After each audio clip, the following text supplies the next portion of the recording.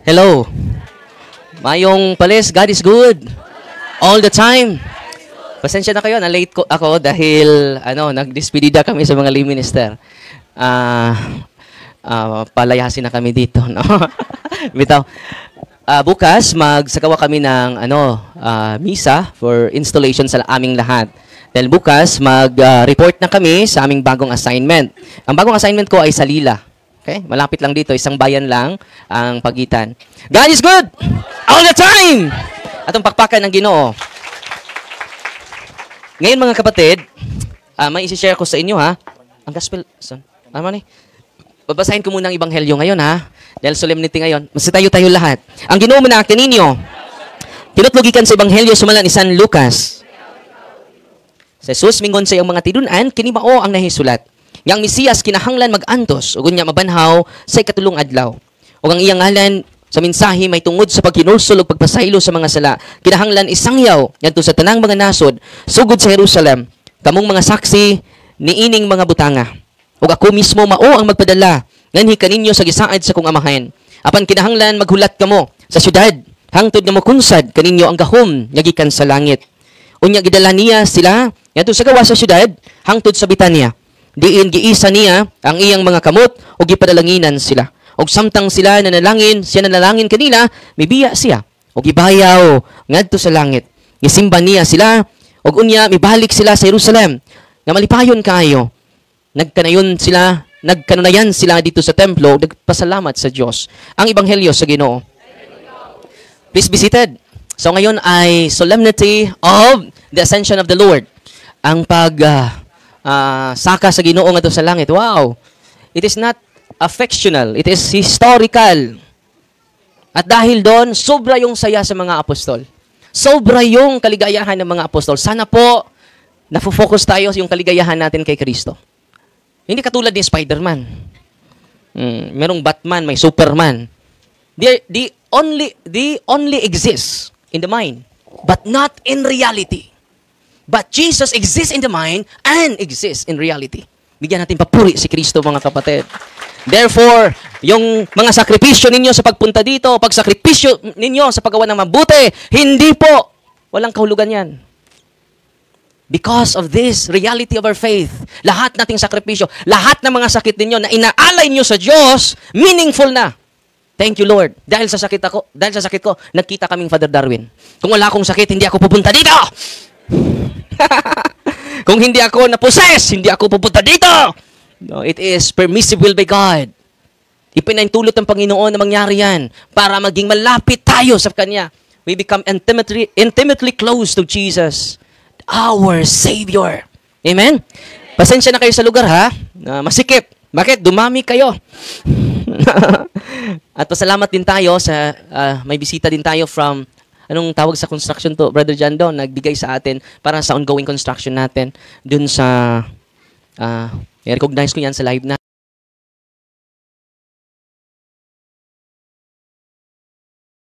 Dinodonate para, hindi po yan para sa sarili ko. Kahit piso wala akong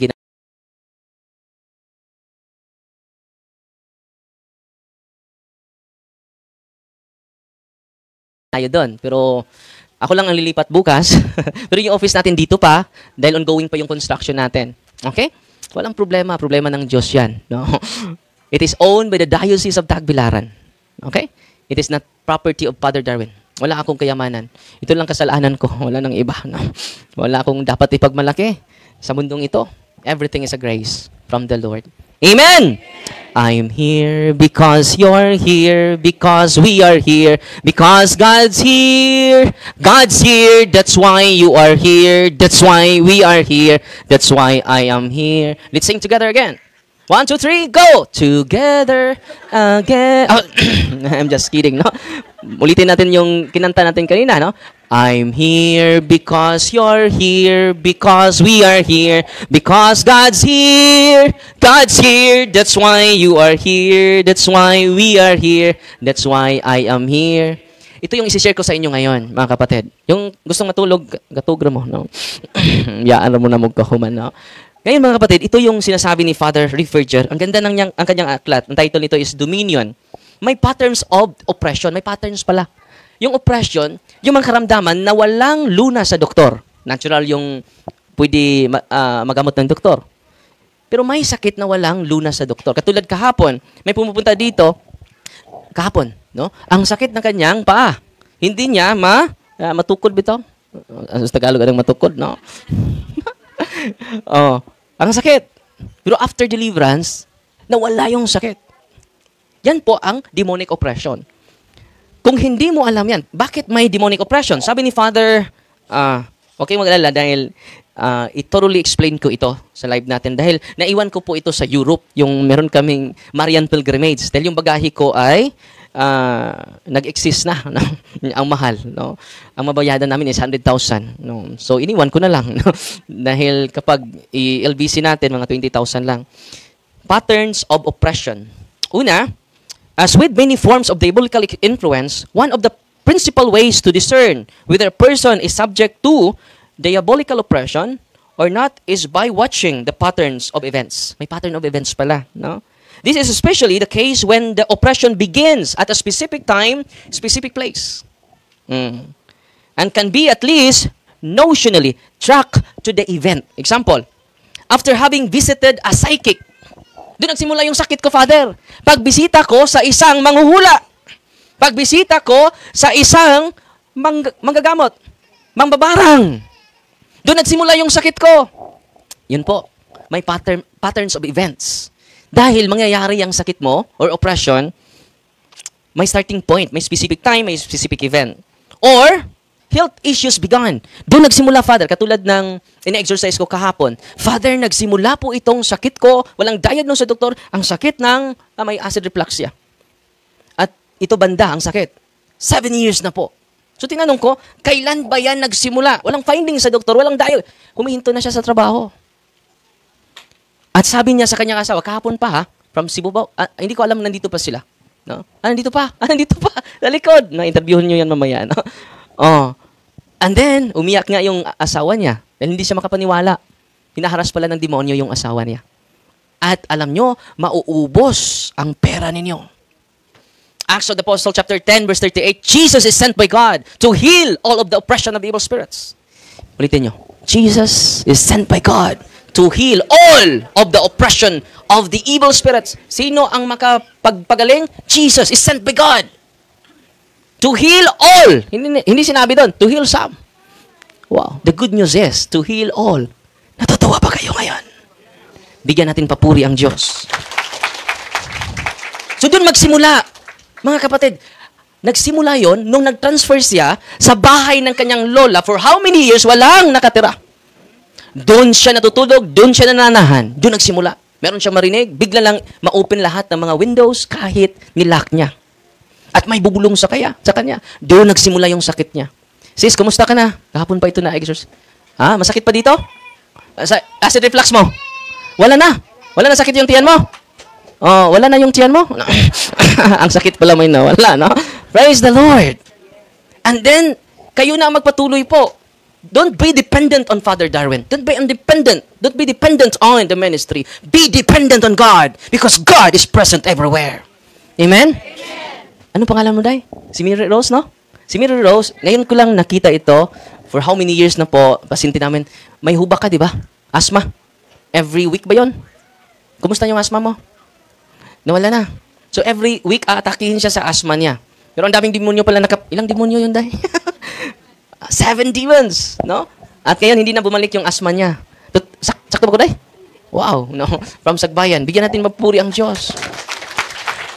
Pero kung natural yung sakit ninyo, makinig kayo, go to your doctors, listen to them, follow their medical advice. Amen? Patuloy tayo. Ito, sabi ni Father Riffiger, while these are general rules in discerning oppression, it should be assumed that specific kinds of causes will always give rise to a specific kinds of oppression. It is possible the various kinds of oppression can be different kinds of causes or that a particular cause can give rise to different kinds of oppression. Oppression, dinidiscuss ko po kahapon yung different kinds of oppression. Pwede physical, financial, pwede physical, yung barang kulam, oppression po yun. Pwede i-oppress tayo sa isipan natin. Pero sabi niya, as will be discussed with diabolical oppression can relate in threefold way to natural causes of bad events. Ito yung, kung mag-discern tayo, isa ito sa babasihan natin. First, is that sometimes the causes of event, a string of bad luck, are strictly natural. Example, no? Hindi lahat i-attribute natin sa demonyo, ha? Baka puro demonyo nang naisipan ninyo nung nadisgrasya ko sa demonyo ito. No, hindi natural. Dahil nalasing ka. Pasangila ni mong demonyo tungod na sa imong mga wrong decisions. Okay? In other words, it is possible to see in a series of bad events in a person's life only natural causes. And there is no indication of anything diabolic. Lahat na nangyari mong masama sa demonyo to, hindi naman ganon. No? Sabi ng istorya joke, no? May isang pare pumunta sa plaza at nag-exercise siya doon sa plaza. Dahil may demonyo daw. In the name of Jesus, I cast you out. Satan! Umalis ka na demonyo dito sa plaza. Ningon pong yawa, char. Murag tag-iyag plaza. Meron ding exorcist na bagong exorcist. Sabi niya, in the name of Satan, Jesus, I cast you out. Narambol. No? Sa pangalan ng demonyo, Kristo, lumayas ka! So, natatakot. Hindi naman lahat ng mga karamdaman natin, i-attribute natin sa demonyo. Ito po, yung makatulong sa atin yung discernment, mga kapatid. Kung na-disgrasya ka, hindi lahat ng disgrasya galing sa demonyo.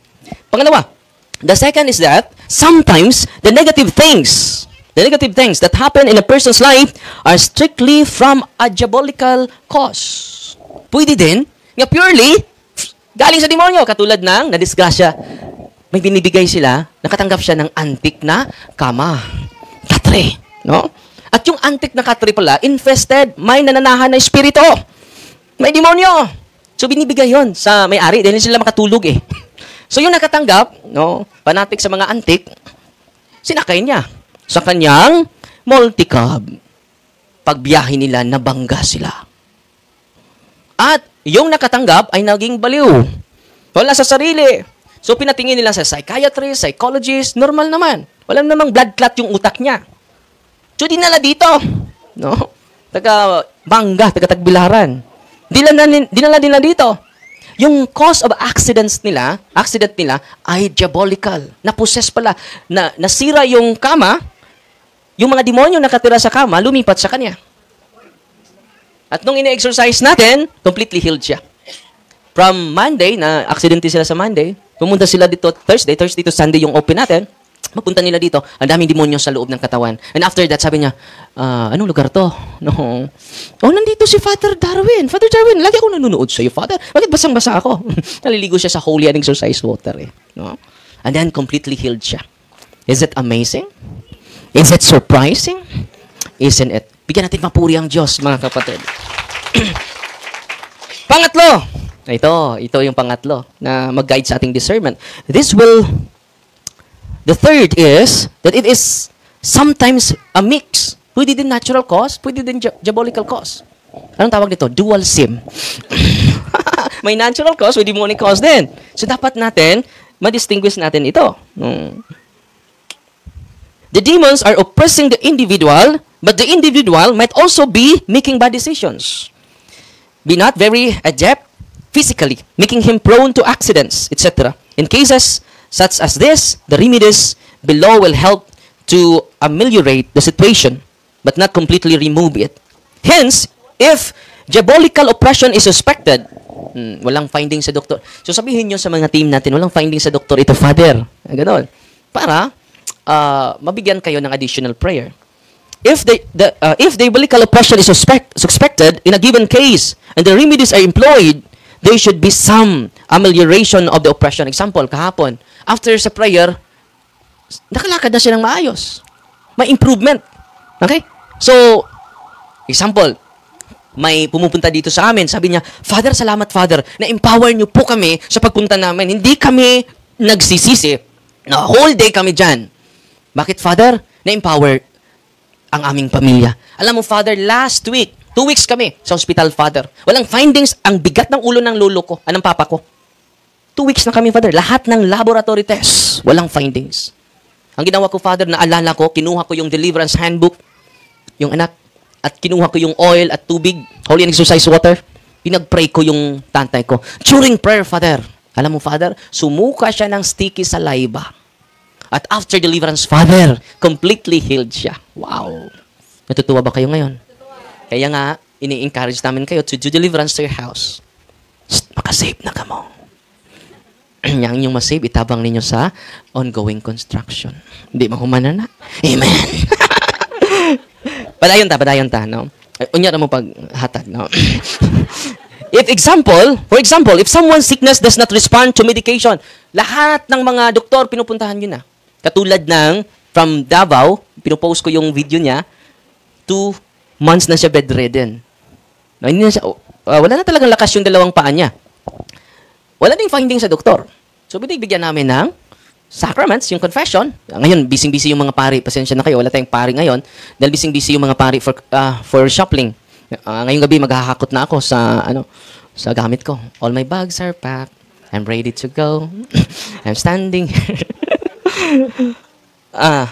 Wala talaga. 6 na doktor, mga eksperto. Ang nilapitan niya. Wala pa rin findings. Through after the sacrament of Christ, receiving the sacrament of Christ, after receiving the sacramentals of the church. Ngayon, kumusta na siya? Naglalakad na siya from Baclayon to Tagbilaran. Nag-walking. Is it amazing? Ilang araw lang siya pumunta dito. Taga Davao, pero nandun sila nakatira sa Baclayon. Sabi ni Father Riffiger, this can be an indication of oppression. Kung walang finding sa doktor, it is an indication of oppression. Okay? Ang dami nito, no? Pero lastly, ito na lang i-share ko sa inyo. There are 3 kinds of goods by St. Thomas Aquinas. Ilan? 3 kinds of goods. The first one, goods of the soul. Ang kabutihan na mabigay sa ating kaluluwa. The goods of the soul. Ito yung mga pinaka-importante, mga kapatid. The goods for the soul. Ano yung maging healthy yung ating kaluluwa? By living such as virtue, sanctifying grace, actual grace, beatific vision. That's the goods of the soul. Pangalawang good is goods of the body, such as health, physical beauty, health. Okay. Yung tawag niyang goods for the body. Goods for the soul, goods for the body. Pangatlo, exterior goods, such as one's wealth, possessions, yung mga kayamanan natin, tinatawag din yun na exterior goods. Since God's primarily concern is the good of our soul. Ang primary concern ng Panginoon is the good for our soul. So, kung hindi lang reshuffling ngayon, may mga pari, 2 pari na tatawagan natin for confession. It is the good for the soul. You receive sanctifying grace. You receive grace. No? Ang pamumuhay sa virtues. May cardinal virtues, di ba? Fortitude. The strength of God. Our strength is from the Lord. It is the virtue of fortitude. Pangalawa is the virtue of prudence. Ano yung prudence? The right reason in action. Ano yung prudence? Right reason in action. Yun, prudence yun. Marami naman tayong right reason, wala naman tayong action. So, sana matulungan ko si ano. Lagi lang nasa isipan natin. We have a lot of right reasons, but no action. So, kung meron tayong right action plus action, it is prudence. Yan pangalawa. Cardinal virtues po yan, ha? Pangatlo is temperance. We live in moderation. Lagi tayong nasa gitna. Moderation. Dahil in medio stat virtus. Ano? In medio stat virtus. In the middle, the virtue will grow. In moderation, the virtue will grow. Temperance. Okay? So makikinig ka sa iba, makikinig ka rin sa both sides. It is temperance. No? Self-discipline. Temperance. Pang-apat, justice. Yan po ang virtues. Yan po ang goods for the soul. Sanctifying grace, actual grace, beatific vision of God, gifts of the Holy Spirit. Yan po ang goods for the soul. Ang goods for the body, ano yon? Health. No? Ano pa? Physical beauty. No? Yan po ang goods for the body. Pagkain na din. No? Maraming pagkain, mga prutas. Pero ang exterior goods is wealth and possession. God is willing to allow us to suffer detriment. That is, by His permissive will, allow us to suffering, evils in a relationship to the goods of the body. Sometimes, nakaranas tayo ng hirap, naalaw ng Panginoon yan, the exterior goods, in order that the goods of the soul may be amplified. Katulad ng nagkasakit na yan, pinahintulot ng Diyos yung sakit natin para ma-prioritize natin yung good sa ating kaluluwa. Kung hindi tayo nagkasakit, hindi tayo makikita ngayon. Hindi kayo makikinig ngayon. Kung hindi kayo hinaharas ng mga demonyo, hindi ninyo ma-prioritize ang sacraments. Hindi ninyo ma-value yung sacramentals. Totoo hindi? The Lord is allowing us to suffer evils. Evils mean ating mga problema. It is natural evil. Patuloy. Sabi niya dito, since diabolic influence deals primarily with the goods of the body and exterior goods, katulad ni Job, nawalan yung kayamanan niya, nawalan yung asawa niya, nawalan yung mga anak niya. Anong rason ng Panginoon dyan? To focus on the goods of the soul. Ang kabutihan para sa ikalago sa ating spiritual life. Sabi niya dito, God is willing to allow by His permissive will detriment to those two. The good of the body, the good of the exterior goods. Namely, He is willing to allow diabolic oppression. Katulad ng kapitan sa Hitafe. After sa pagtakbo niya bilang kapitan, kinulam. Isa siyang dating daan. No, membro ni Brother Eli Soriano. At lumaki yung kanyang tiyan. Ang tigas pa ng kanyang tiyan. Pati na yung itlog niya. Humaba hanggang tuhod. Lumaki hanggang tuhod. Sabi ng asawa niya, bakit yung itlog lang ang lumaki? Bakit naman ako ang tanungin mo? So, walang finding sa doktor. Walang diagnose sa doktor, mga kapatid. Pagpunta ko niya sa hospital, ito po, God will allow diabolic influence. Anong rason niya? In order to help the individual grow in virtue and in holiness. Alam nyo, 8 demonyong nakapasok ni Brother Kapitan Juban. No? And after receiving the sacraments, living in virtues, he is completely healed now. Ang tiyan niya, normal na ngayon. Ang bayag niya, ang itlog niya, bumalik na sa normal. No? Is it amazing? Natutuwa ba kayo ngayon? So, ano ang punto dito? God is willing to allow diabolic influences, diabolic oppression, in order to help individuals to grow in spiritual life. No? At ngayon, si Brother Juban, lagi na converted na. Iniwan na niya yung dating daan. No? Nandito na siya sa tunay na daan. Amen! God is good! All the time! So, yan lang sa muna yung isi-share ko sa inyo, ha? Ang dami ko pang dapat basahin at isi-share ko po ito sa inyo, no? Namimiss ko na itong aklat na ito. Galing pa itong Europe, no? Mabuti pa yung aklat mo, Father, nakapunta na sa Europe, no? So, ito po, Father Chad Rifferger. Ang ganda, no? Ang ganda ng aklat na ito. Magtatayo din tayo ng library dahil gusto ko na yung team natin ay hindi hihinto sa pag-aaral. Because we study not for school, we study for life. Amen? Wala na kaming panahon magbasa, Father. Makinig na lang kayo, no? Kung busy na kayo, okay? At pwede kayo magbigay ng mga aklat patungkol sa exorcism. Dahil gusto ko na mga season exorcist, babasahin natin yung mga karanasan nila para magamit ko po sa pag-serve sa mga tao na ini-entrust ng Panginoon sa amin. Yan lang po yung sukli sa mga kabutihan ninyo, sa mga dasal ninyo para sa amin. Amen? Hindi kami titigil hanggang may buhay pa. At equal po yung pag-treat namin sa inyo, yung una, yung talaga mauna sa deliverance. At mamaya po, mag-deliverance tayo, mag-bless tayo ngayon. Mag-deliverance tayo. Kayong lahat na nandito ay deliverance natin. Huwag kayong magmadali, na sakripisyo po. Ang magmadali ay hindi na makauwi. Simbak ko, Father. No. Yan, may ina-anwent ako Lulo. No? Sabi ko, uwi na ako. Huwag kang magmadali, Father, hindi ka na makauwi. Ayaw pag-apura mo, aputra ka rong pitsaha. No? Sakto po, wala po ko magdali. No? Munang, let us appreciate the value of sacrifice. No? And then, yan ang isa sa mga paraan sa Panginoon, natutubo tayo sa virtue of patience. No? Virtue of temperance, virtue of fortitude, virtue of justice, virtue of prudence. No? Cardinal virtues. Natutuwa ba kayo ngayon? I'm here because you're here, because we are here, because God's here. God's here. That's why you are here. That's why we are here. That's why I am here. Amen! Nagyayara mo, no? Pero mga born again, amen! No. Ang mga born again, doon ay puno sa kinabuhi, no? Ang Katoliko, gikabuhi. Tinoo dili. Mga born again, hallelujah, hallelujah, hallelujah, hallelujah, Lord! Ano? Mga Katoliko, nangaluya, Lord. Member sa Lions Club. Sirag panghuyab. Tinoo dili. God is good! Oh, grabe. May God is good. Grabe. All the time? Siyempre. Banay ko na ba? God is good! All the time! Masuko ba din mo? No? Ay, ano mo kasuko? Bitaw, mag-bless ko sa inyo. After blessing, mga kapatid, papasok ako dito for solemn exorcism. Meron akong ipang exercise, mga 5 or 6. Mga alas 18 na ako matatapos dito. So, hindi talaga ordinaryo itong ministry ito. Nakafocus sa prayer life. Dahil kapag walang prayer and fasting, hindi nalayas yung mga demonyo. At kung hindi ka nirecommend ng team natin, wala kang demonyo. Uy, hindi ako makapunta ni Father Darwin. No? Sana may demonyo ako.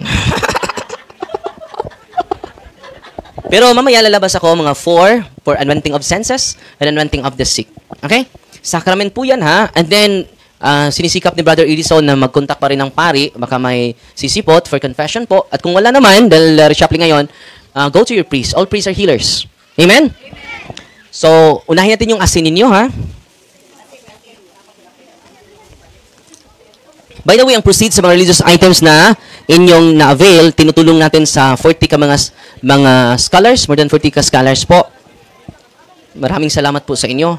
And then meron din tayong mga 18 seminarians, gumagraduate ng isa. 18 seminarians po na tinutulungan sa ministering ito para kung mamatay si Father Darwin, may papalit. Okay? Huwag kayong matakot mamatay. Uy, huwag kayong matakot mamatay. Matakot kayo kung hindi kayo mamatay. Yan ang dapat niyong katakutan. No? So, nahiyatig bless ang asin ninyo. In the name of the Father, and of the Son, and of the Holy Spirit, Amen. Diyan lang kayo sa upuan ninyo, ha? Huwag na kayong papasok dito. The blessing of salt. You creature of salt, I purge of evil by the living God, by the true God, and by the holy God. By the God who ordered you, through the sayings of the prophet, to be cast into water, to cure its unfruitfulness. Be thou purified salt, for the health of believers, giving soundness of bite and salt till he use you.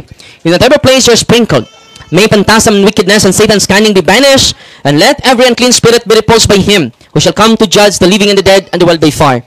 Almighty everlasting God, humbly we implore your boundless mercy, that you would dine of goodness, to bless and sanctify this creature of salt, which you have given for the use of mankind. May all that use it find in it a remedy for soul and body, and let everything with it touches or sprinkles be freed from uncleanness, and assault from evil spirit, through Jesus Christ our Lord. Lahat ng salt ninyo ay holy and exorcised salt na po. Sana po, hindi kayo na-late kanina, dahil may katikisim po paano yan gamitin. Hindi ko na uulitin. Sunod, yung tubig ninyo, buksan nyo yung tubig ninyo. The blessing of water. You, creature of God, water, I purge of evil. In the name of God the Father Almighty. In the name of Jesus Christ, His Son and Lord, in the power of the Holy Spirit, that you may be water fit to brace us against the envious foe. May you be empowered to drive him forth and exalt him, together with his fallen angels, by the power of the self-same Jesus Christ our Lord, who shall come to judge the living and the dead, the world by fire. O God, for my salvation, those dispense those mysteries, with efficacious sign of water, hearken our prayer, pouring forth to benediction, upon this element, which you consecrated manifold purifications. Let the scripture serve you and sprinkles in the homes of the faithful, that cleansed and delivered from harm. Let transforms enjoy spirit of goodness and air of peace, freed from sinful and endless snares by the sprinkling of this water. May everything opposed to the safety and repose of them that rule therein be banished, so that they may possess the world, being the sick, and calling upon your holy name, and be protected from all peril through Christ our Lord. May the salt and water be mixed together, the name of the Father, and of the Son, and of the Holy Spirit. The Lord be with you. Author of invincible strength, and King of conquerable empire, ever the glorious triumphant one, who restrained the force of the adversary, who overcome the fierceness of the divine enemy, violently put them down, hostile influences, prostrate and fearsome we beseech you, Lord. Consider kindly this creature of salt and water. Make it honored and sanctify it with the joyous witness, wherever it is sprinkled in your name, may devilous infection cease, venomous terror drive in the fire, but let the presence of the Holy Spirit be with us, as we implore your mercy, who lives and reigns with you in the unity of the Holy Spirit, one God, forever and ever. Lahat ng tubig ninyo ay holy and exorcised water na po yan. Kung makarinig niyo yung sisigaw during exorcism ko, ginagamit natin yung holy and exorcised water. Mainit na mainit po yan sa mga possess. Okay? Sana po ay ilagay niyo po yan sa altar ninyo, ha? Huwag niyo yung ilagay kahit saan. So, dating bless ang inyong olive oil. Our help is in the name of the Lord, who made heaven and earth. God's creature oil, I cast out the demon from you. By God the Father Almighty, who made heaven and earth and sea, and all that they contain. Let their Cyrus power, the devil's legions, and all Satan's attacks and inclinations be dispelled and driven afar from this creature oil. Let it bring healthy body and mind till he use it. The name of God the Father Almighty, the name of Jesus Christ, His Son, Lord, the power of the Holy Spirit, the Advocate, as well as in the love of the same Jesus Christ, our Lord, who is coming to judge both the living and the dead and the world by fire. Lord God Almighty, before whom the hosts of angels stand in awe, and also the service of acknowledgement, please should regard feebly, and to bless and hallow this creature oil, which your power has been pressed from the juice of olives, you have ordained it to anoint the sick, so that when they may dwell, they may give thanks to you, the living and true God. Grant, we pray, that those who use this oil, with your blessing in your name, may be delivered from all suffering, all infirmity, all wants of the enemy. Let it be a means of averting any kind of visitation from man, made in your image, so the redeemed of Jesus' blood of your Son, so that he may never again suffer the sting of its serpent, through Christ our Lord. Ang olive oil ninyo ay holy and exorcise oil. Pwede po nyo ma-share yan sa ibang sekta, kahit hindi katoliko. Itong mga sacramentals ninyo, pwede nyo ma-share sa mga may sakit. Okay? Katulad ni Brother Chuban, na pinukulam, binabarang siya, hindi ko alam sino nagbarang sa kanya, hindi naman siya katoliko. So, sinishare natin yung sacramentals. At dahil sa pag-share natin sa sacramentals, bumalik siya sa simbahan po. Amen? Sunod natin i-bless, yung incense ninyo, candles, rosaries, sacred images of the angels, sacred images of God, sacred images of the saints. Rosary, candles, crucifix, medals, scapulars, bell, all your religious items. General blessing ang kasunod. Heavenly Father, through your Son, Jesus Christ our Lord, in obedience to Him, we embrace the ministry He has entrusted to His bride, the Church. Grant now, in your mercy we pray, a very special and powerful blessing on all religious items, that we will use the ministry of healing, spiritual liberation, and exorcism. Dying that through the blessing you bestow, may it be a very potent and terrible weapon against the attacks of the evil one and his legions. May these religious items mighty restrain the devil and his demons and all unclean spirits, rendering them powerless and able to harm the plectrude of peace and people, and to whomever these are used in the exercise of the ministry, wherever it is kept, and clean and diabolic spirits flee in fear, if they dare to harm, nor even approach. This we ask, in the name of Jesus Christ, O Lord. Kung maubusan kayo ng mga religious items, lalo-lalo na oil, water, salt, pwede nyo mag-bless sa pari, niya, pakiusapan nyo yung pari, nagagamitin niya yung ritual ng simbahan, para yung intensyon ng simbahan ang manaig, hindi yung personal intention namin. Amen? At kung wala naman, may live tayo. Kung hindi kayo makalapit sa pari ninyo, last resort na po itong live natin. So kaya mag-live tayo para sa mga mahal natin sa buhay na nandun sa ibang bansa. Na kung lalapit sila sa mga pari, ay hindi nila alam. Yung mga pari, walang alam patungkol dito. Bakit? Hindi po ito tinuturo sa amin sa seminaryo. Pero, tinuturo ito ng simbahan. Kailan ako naging active dito? Nung naging pari na ako. Hindi ko alam itong lahat nung seminarista pa ako, kahit naging pari na ako. At may mga conferences, so from time to time mag-attend tayo sa mga exercise sa buong Pilipinas po. At ang panaginip ko po na makapunta po ako ng Roma for updating po. May updating po 1 month doon. No? Pupunta ako doon. I-regards ko kayo ni Pope Leo. No? So, mga kapatid, tatawagin na yung mga pangalan ninyo. Huwag kayong magmadali. Ay deliverance po namin kayo with the team. Dahil si Cristo may 12 apostles, may 72 disciples. So meron din tayong team, yung mga deliverance ministers natin. Isumbong ninyo yung mga preternatural ng mga karamdaman ninyo. And then kayo na po ang magpatuloy, ha? Itong mga karanasan namin, maranasan din ninyo ito. Kaya nga dumami kayo dahil yung sinasabi namin ay ma-relate ninyo sa buhay ninyo. Sino ba ang pinakamalayo ngayon? From? Wow, Iligan, layo. Cebu! Oy, Manila! Cebu! Cebu! Ayo! Leyte! Ano? Wow, layo. Jinsan, kapon, nandito sila, no? Jinsan, sino pa? Tagum! Wow, layo kayo? Dinur ka? Loon. Sa Loon, previous assignment ko. Sino pa ang pinakamalayo? Bukidnon! O, nandito sila. Salamat ha. Mamaya, mag-picture-picture tayo mamaya ha.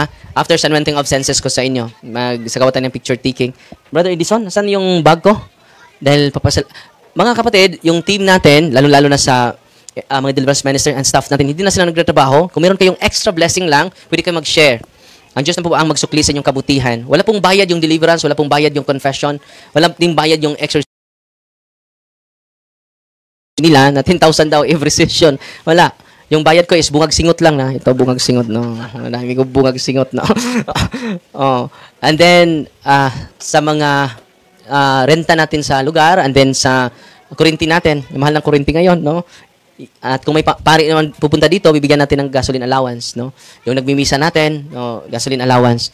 So, yan po yung operation. Kahit yung binibigyan nyo na donation, wala po ako dyan. Kahit piso, no? Hindi ko po yan ginagastos sa sarili ko. Ginagastos natin yan sa operation sa ministry. Ang pera sa ministry, wala sa akin. No. Wala. Tanungin nyo yung mga staff natin. Wala. No. Kontento na ako sa buhay ko. No. And then, kapag pupunta kami sa kabundukan, mahal na mahal kami ng mga tao. May bata. Nay, no, Mukaon ko ng manok nay, ako ng paa nay. Sa pari na. Aka na lang batik ko nay, sa pari lagi na. Aka na lang pako nay, giinan kag sa pari na, di jukog ka, oh. Yaka na lang atay ako na, kay gutom na kayo ko. Saka ka nang atay na lang ko na. Giinan kag sa pari, gapon na. Yung itong bata, giatay ng pariya. Atay ng pariya. Munang ayun mo kaguol sa pari, kay pinangga kay mis mga tao. Kay matod pang Padesyano, kada tudlo kung sa pari, padayot. Lami lagi na imong nanay. Dad, father. Lami lagi na imong sinugbas, manok na. Dad, father. Iapil pa ko nitong manok sa tangkal. No. Lami lagi ning pagkahinog imong saging na. Dad, father. Nya masipyat mo gudong pare. Lami lagi nimong anak na. Dad, father. Iapil og father. Way klaro ni Padesyano eh. Nya pasalamat no.